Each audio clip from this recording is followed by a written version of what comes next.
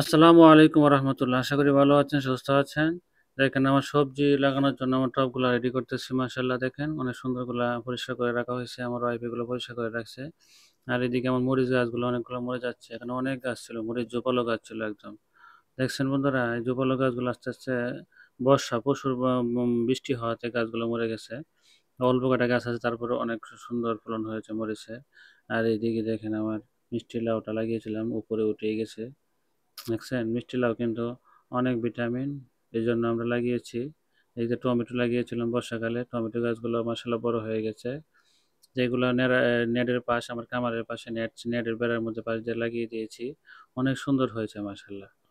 তো কার কার এরকম বাড়িতে সবজি আবার চাষ করেন, কার কার বাড়িতে এরকম কৃষি কামার কাজ করেন, তারা অবশ্যই কমেন্টে জানাবেন।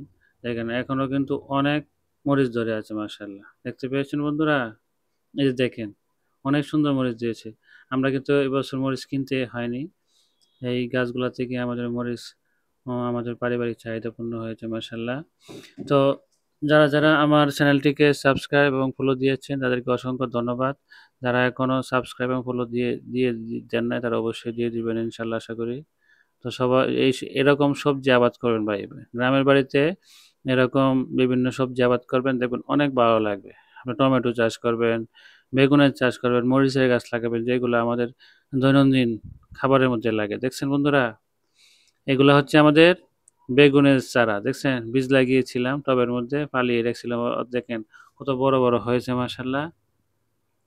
একটু খালি টবগুলোর মধ্যে আমরা লাগিয়ে দেবো ইনশাআল্লাহ, এই সবগুলা টাকা এটার মধ্যে লাগিয়ে দেবো। এখন ওই যে মরিচ গাছগুলো মরে যাচ্ছে অনেকগুলা, দেখছেন? তো এগুলা আমরা একটু কষ্ট করি, সকাল বিকেল কষ্ট করে লাগাতে হয়, লাগালেই ভালো ফলন পাওয়া যায় মাশাআল্লাহ। আর যে টমেটো গাছগুলো মাশাআল্লাহ অনেকটা বড় হয়েছে। আর এইদিকে তিতা করলা গাছটা লাগিয়েছিলাম, তিতা করলা গাছটাও মোটামুটি ভালো বড় হয়ে গেছে, দেখতে পেয়েছেন? এই যে উপরে উঠতেছে মাশাআল্লাহ। আর হয়তো বা 10-15 দিন পরেই ফলন পাওয়া যাবে। আমাদের অনেকগুলা টমেটো গাছ লাগানো আছে, টমেটো গাছগুলো অনেকগুলো লম্বা হয়েছে মাশাআল্লাহ। এগুলো আস্তে আস্তে ফুল দিয়ে দিবে এখনই। এগুলো বর্ষাকালের টমেটো চাষ করেছিলাম। আর এই যে তিতা করলা গাছটা মোটামুটি ভালোই উপরের দিকে উঠে গেছে, দেখতে পেয়েছেন? এ হচ্ছে আমাদের ছুটির দিনে কিছু আপনাদের সামনে ভিডিওটা নিয়ে আসলাম। তো এইদিকে আমার একটা ছোট ভাই ননি ফল লাগিয়েছিল, দেখেন অনেকগুলা ননি ফল ধরেছে মাশাআল্লাহ। দেখছেন অনেকগুলা ননি ফল হয়েছে মাশাআল্লাহ। এগুলো আসলে অনেক তিতা জাতীয় একটা ফল, কিন্তু এটা একটা রোগের কাজ করে, সেগুলো ক্যান্সার রোগের জন্য খুবই উপকার নাকি শুনলাম মানুষে বলে। ক্যান্সার রোগের জন্য ননি ফল খুবই উপকার, দেখতে পেয়েছেন? অনেকগুলা ফল কিন্তু খাইতে কিন্তু মজা নাই, কিন্তু এটা ক্যান্সার রোগের অনেক কাজ করে ভাই, বুঝতে পেরেছেন? তো এরকম ভিডিও যাদের ভালো লাগে অবশ্যই কমেন্টে জানাবেন। আর লাইক কমেন্ট শেয়ার করতে ভুলবেন না। আর সাবস্ক্রাইব এবং ফলো দিয়ে সবসময় পাশে থাকবেন, যাতে পরবর্তী ভিডিও পেতে বেল আইকনটিতে প্রেস করে রাখবেন, যাতে পরবর্তী ভিডিও আপনারা দেখতে পারেন সবসময়। এরকম ভালোবাসা যাদের আছে তারাই শুধু দিয়ে যাবেন। ইনশাল্লাহ আমিও আপনাদের ভালোবাসার পাশে আছি ইনশাল্লাহ। যারা যারা চ্যানেল খুলেছেন এবং চ্যানেলে এরকম নিত্য নতুন ভিডিও দেন, আমি ইনশাল্লাহ ওদের ভিডিও দেখি। তারাও আমাকে লাইক সাপোর্ট করবেন ইনশাল্লাহ, আশা করি। এদিকে চলেন আমার চীনা হাঁসের খামারগুলো আপনাদের একটু দেখাই।